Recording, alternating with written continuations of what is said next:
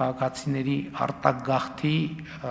ըստ էության դադար ունենք եւ ունենք ներգաղթ, որովհետեւ 2025 թվականին Հայաստան վերադարձած քաղաքացիների թիվը 8860-ով գերազանցում է Հայաստանի Հանրապետությունից մեկնած քաղաքացիների թվին եւ իհարկե սա նույնպես շատ էական է դարձնում 2025 թվականը Հայաստանի Հանրապետության կյանքում եւ պիտի արձանագրեմ, որ 2025 թվականը միանշանակ եւ աներկբա պատմական տարի է, որովհետեւ հենց թեկուզ են փաստերի արձանագրումով, որոնց մասին ես նշեցի, նրանք իհարկե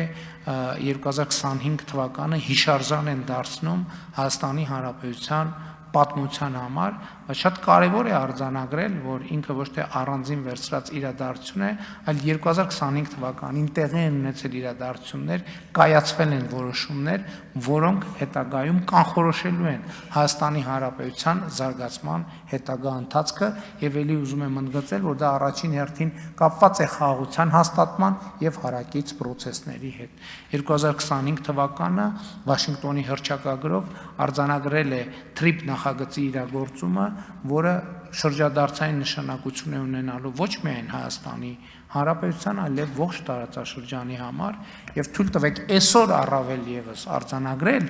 որ Հայաստանի Հանրապետության պատերազմի կամ հակամարտության փակուղուց խաղաղության խաչմերուկ դառնալու գործընթացը տեղի է ունենում շատ տեսանելի տեմպերով։ Պիտի ուրախությամբ արձանագրեմ Ամերիկայի Միացյալ Նահանգների եւ Իրանի Իսլամական Հանրապետության միջև տեղի ունեցած խաղաղության գործարքը, ինչը խաղաղության խաչմերուկ նախագիծը դարձնում է առավել քան արդիական եւ իհարկե TRIP նախագծի շրջանակներում ուզում եմ հիշեցնել, որ այդ նախագծի կարևորագույն նրբություններից մեկը այն էր, որ բացվում են ոչ միայն հաղորդակցության ուղիները արևելքից դեպի արևմուտք, այլև հյուսիսից դեպի հարավ կամ հակառակ ուղղությամբ եւ պիտի արձանագրեմ, որ այս գործընթացը TRIP նախագիծը միանշանակ եւ աներկբա բացելու է նաեւ Պարսից ծոց Սև ծով հաղորդակցության ուղիները, ներառյալ նաեւ արդեն նրա մասին էլ բազմիցս խոսել ենք միջերկրական ծովի եւ Կասպից ծովի միջև հաղորդակցության ուղիները, որը ակնհայտորեն Հայաստանի Հանրապետությունը դարձնելու է խաղաղության եւ տնտեսության խաչմերուկ։ Այս առումով ուզում եմ ասել, որ նաեւ 2025 թվականին մեր կայացրած որոշումները արդեն գործնական արդյունք են տալիս Հայաստանի Հանրապետությունում եւ ընդամենը այս դահլիճում հիշում եք այդ քննարկումները, հարգելի գործընկերներ, երբ որ մենք խոսում ենք Հայաստանի Հանրապետության եւ Միացյալ Նահանգների միջև ստորագրված 3 մտադրությունների հուշագրի մասին, այս դահլիճում շատ մեծ քննարկումներ են այդ մասին, թե այդ մտադրությունների հուշագիրը ում վրա ինչ պարտավորություն ա դնում, դա ինչ ա նշանակում,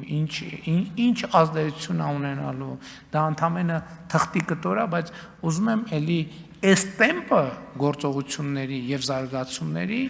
մենք արձանագրենք, որովհետեւ մեծ է հավանականությունը եւ թույլ տվեք համոզմունք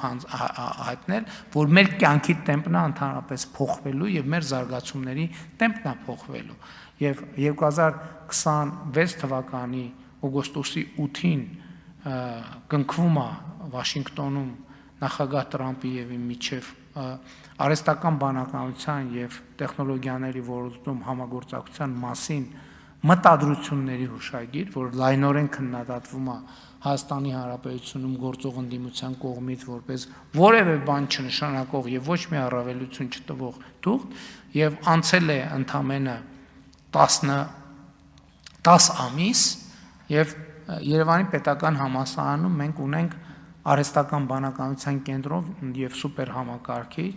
մենք Գագարին բնակավայրում ունենք արհեստական բանականության գործարան եւ մենք արդեն իսկ նշանակված է նաեւ հունիսին կարող է հուլիսին, որովհետեւ իմ օրակարգում արդեն դրված է եւ նաեւ Հրազդանում մենք ունենալու ենք արհեստական բանականության երկրորդ գործարանը,